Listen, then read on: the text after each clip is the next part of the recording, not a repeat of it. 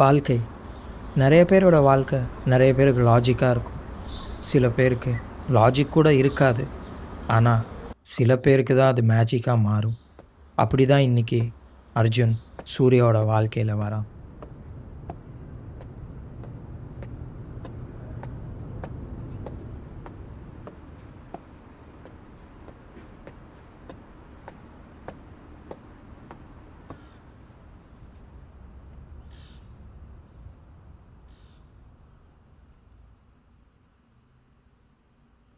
Hello.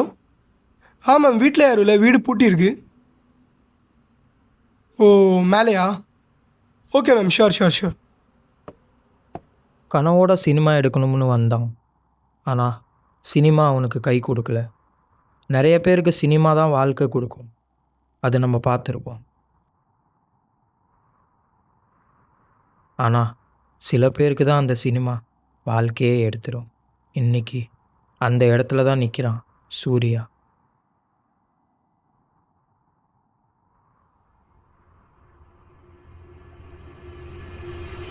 Bro, 701 Surya நீங்கள் தானே? உங்கள் ஆர்டர் ப்ரோ. என்ன ப்ரோ, சூசைடா? எதுக்கு ப்ரோ டைம் வேஸ்ட்லாம்? நீங்களே கீழே வந்துருக்கலாம், இப்போ நான் மேலே வர்ற மாதிரி ஆயிரும்.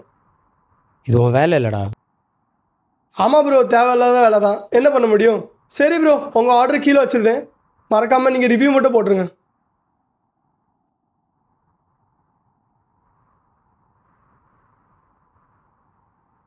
ஏன் கையல் சூர்யாவோட லைஃப்பில் வரா, என்ன மாற்ற போகிறான்னு இப்போ சூர்யாவுக்கு புரியாது.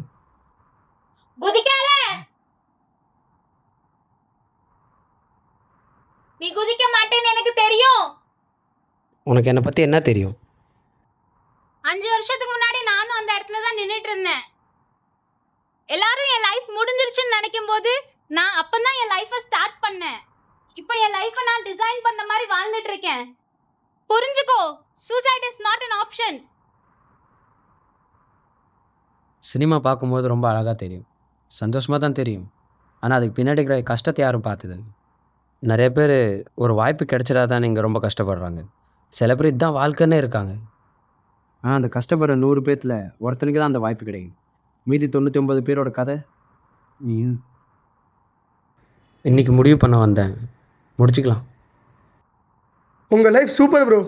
சினிமா எடுக்கணும்னு வந்தீங்க, இதுவே படமாக பண்ணிடலாமே. ஹீரோ சூசைட் பண்ண, ஒரு அழகான பொண்ணு வந்து அட்வைஸ் பண்ண, இதில் நான் வேறு ஒரு ட்விஸ்ட்டு.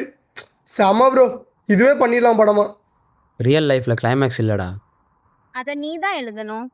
எல்லார் லைஃப்லயும் ஒரு இன்டர்வல் பிளாக் இருக்கும், அதான் இதுதான் உன் லைஃபோட இன்டர்வல் பிளாக். உன்னோட கிளைமேக்ஸ் என்னன்னு நீ தான் எழுதணும்.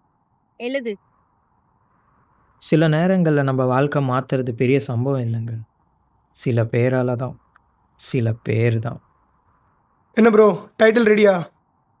இன்றைக்கி 3 பேரும் ஒரு ஸ்டோரியில் சேர்றது கிளைமேக்ஸ் இல்லை, ஒரு புது ஆரம்பம்.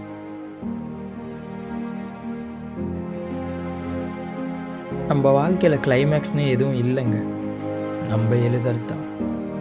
ஸ்டோரி முடிஞ்சிருச்சுன்னு நினச்சேன், ஆனால் இங்கே தான் ஃபர்ஸ்ட் ஷார்ட்டே.